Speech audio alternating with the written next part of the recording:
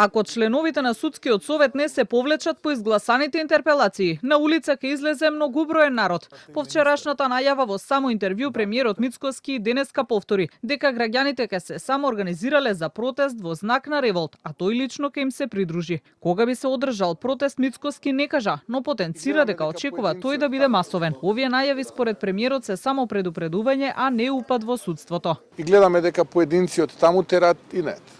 Мислат дека со и нет ќе успеат нешто да направат. Јас сум постојано со народот. И го слушам народот како реагира.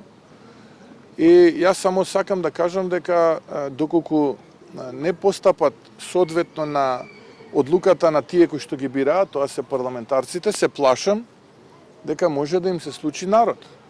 Да се самоорганизира и да протестира затоа што народот е желен за правда. Имам чувство дека доколку дојде до оваква ескалација и излезе народ да протестира, дека тој може да биде многуброен и нормално поддржан лично од мене.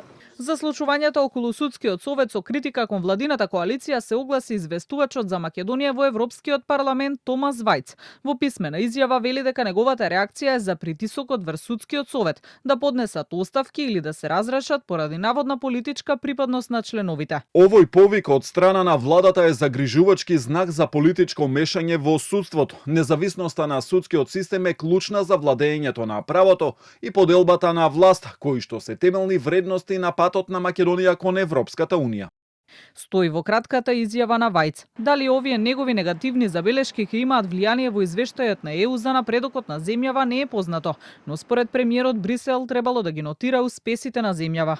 Македонија напредува 10 места на скалата. И сега веќе не сме хибриден режим, сега сме малку погоре, за разлика од другите земји во соседството кои што бележат опаѓање. Ајде да се радуваме на овој успех. Да кажеме на граѓаните дека не сме повеќе хибриден режим според економист, туку дека сме унапредиле демократијата и мислам дека тоа треба и самата Европска Унија и известувачот да го забележат и да го стават во својот извештај. По гласањето на интерпелациите останува неизвестно дали судскиот совет ќе заседава за ова прашање и кои ќе бидат нивните следни чекори. Канал 5 побара став од председателот на советот Александар Камбовски, но тој одговори само дека се наоѓа во Брисел на работни состаноци. Сепак личните ставови на членовите се веќе познати. Не чувствуваат морална или професионална одговорност за да си поднесат оставки, а потегот на власта со гласањето на доверба го оценуваат како сериозен преседан во судската власт.